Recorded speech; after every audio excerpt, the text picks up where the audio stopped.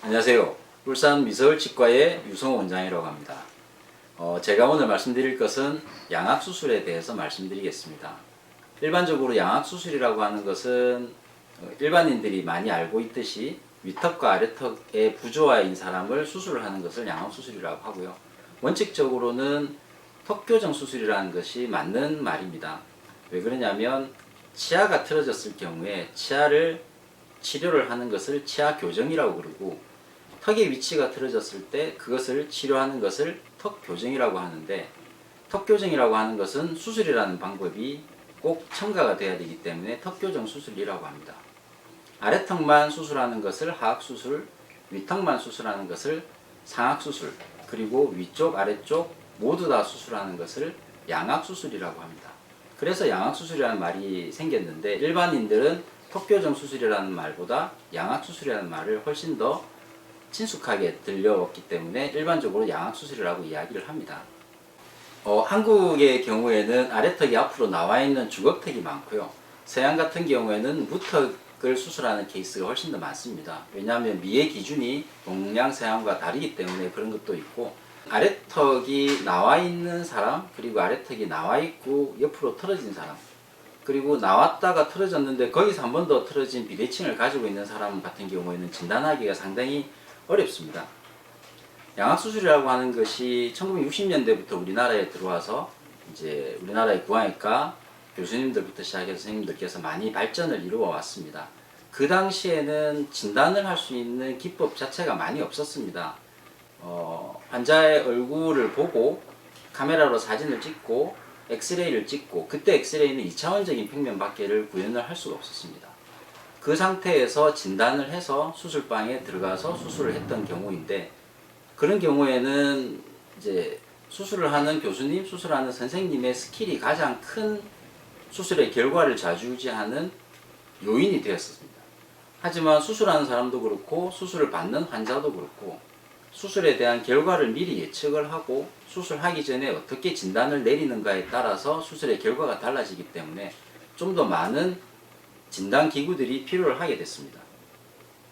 시대가 발전을 하면서 CT, 특히 3D CT가 많이 발전이 되고 치과에 많이 보급이 되고 난 뒤에 3D CT를 이용을 해서 진단을 하는 방법들이 많이 개발이 됐습니다. 하지만 처음에는 그런 3D CT를 이용한 프로그램 자체가 너무 어려웠고 너무 고가여서 거의 공학 박사 수준의 스킬을 가지고 있는 사람만이 그런 것들을 운용을 할 수 있는 체제로 되어 있었습니다.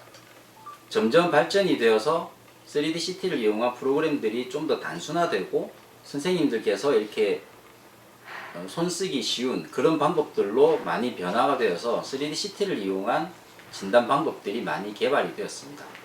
초창기 때는 이런 프로그램을 이용을 해서 환자의 얼굴을 이렇게 아래턱을 옮기고 위턱을 이렇게 옮기는 것으로 진단을 할 수 있었습니다. 하지만 이 진단 기법 자체도 2차원적인 평면적인 진단밖에 되지를 않아서 우리가 얼굴에 전후방적인 부조화를 가지고 있는 사람들에서는 유용하게 쓰일 수 있지만 얼굴이 틀어져 있는 사람들한테는 부족한 진단 방법이었습니다. 그 뒤에 3차원적인 CT가 나와서 이렇게 CT를 이용을 해서 어떤 부분이 어떻게 틀어져 있고 하는 부분들이 많이 발전이 되어 있습니다.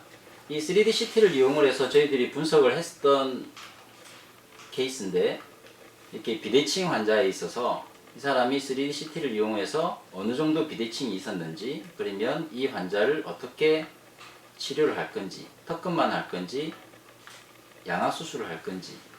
근데 이 분석 방법도 3D CT를 이용을 하지만 평면적인 부분에 있어서만 진단을 할 수 있는 한계가 있었습니다.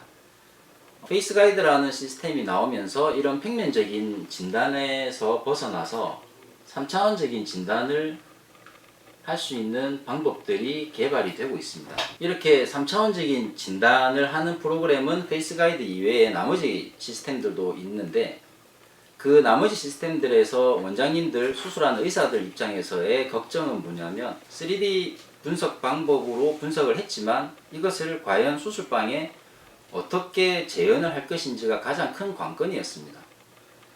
페이스 가이드 같은 경우에는 이런 스텐트 같은 것을 이용을 해서 우리가 수술하기 전에 CT랑 프로그램을 이용해서 진단을 했던 내용 자체를 수술방에 그대로 재현할 수 있는, 회사 측에서는 100%라고 이야기하지만 거의 99% 정도의 재현성을 가질 수 있는 그런 시스템으로 지금 발전을 하고 있는 것 같습니다.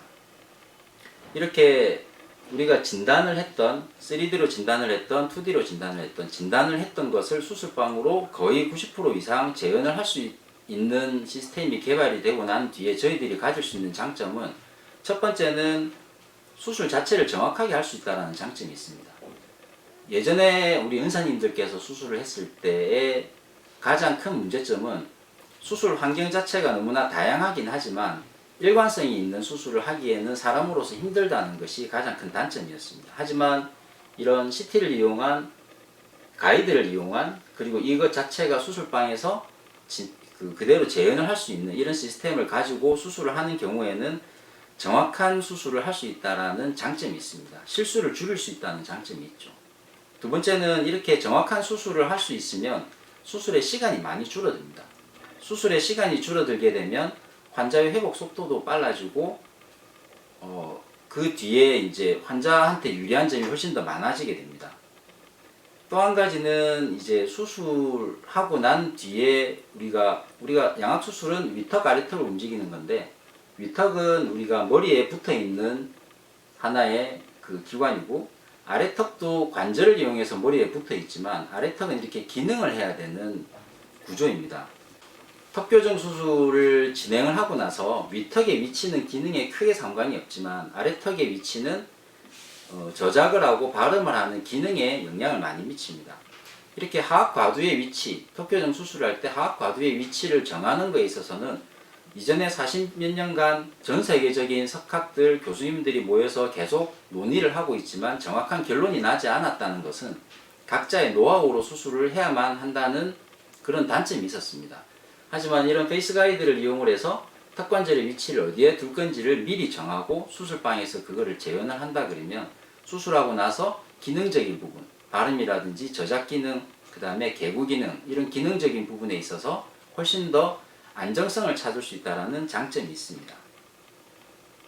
이렇게 시간이 지나면서 3D를 이용한, 특히 CT를 이용해서 3D를 이용한 이런 술식들은 치과계뿐만 아니라 여러 분야에서 많이 적용이 되고 있습니다. 치과계에서는 이제 3D를 이용한 시술 자체가 가장 흔하게 많이 진행되는 게 3D CT를 이용을 해서 분석을 해서 임플란트, 치과 임플란트에 적용하는 경우가 꽤 많습니다. 그 치과 임플란트에 적용할 때도 미리 3차원적으로 보고 어느 위치에다가 임플란트를 심을 건지를 결정을 해서 수술방에 들어가기 때문에 실수를 많이 줄여준다는 것은 페이스 가이드랑 비슷한 상황이지만, 임플란트 수술은 재수술이 가능한 수술이고 이런 페이스 가이드를 이용한 양악 수술 같은 경우에는 재수술이라고 하는 것이 환자한테도 부담이고 의사한테도 상당히 큰 부담입니다. 그러므로 인해서 페이스 가이드를 이용해서 수술을 할 경우에는 재수술의 확률도 훨씬 더 많이 줄여줄 수 있는 그런 장점이 있을 수 있습니다. 우리가 양악 수술을 할 때 어떤 병원을 선택을 해야 되냐라고 많은 일반인들이 질문을 합니다. 제가 생각하기로는 경험이 많은, 그리고 준비가 잘 된 병원을 선택하는 게 가장 좋다라고 생각을 하고요. 또 한 가지는 이런 경험과 준비는 어떤 원장님들도 다 가지고 계실 거지만 거기에서 페이스 가이드라고 하는 하나의 진단 수술 툴을 가지고 있으면 전장에 나갈 때 큰 무기를 하나 더 들고 나가는 거일 수 있기 때문에 여러분들이 치과 양악 수술을 하는 병원을 선택할 때도 큰 도움이 되지 않을까 하는 생각입니다.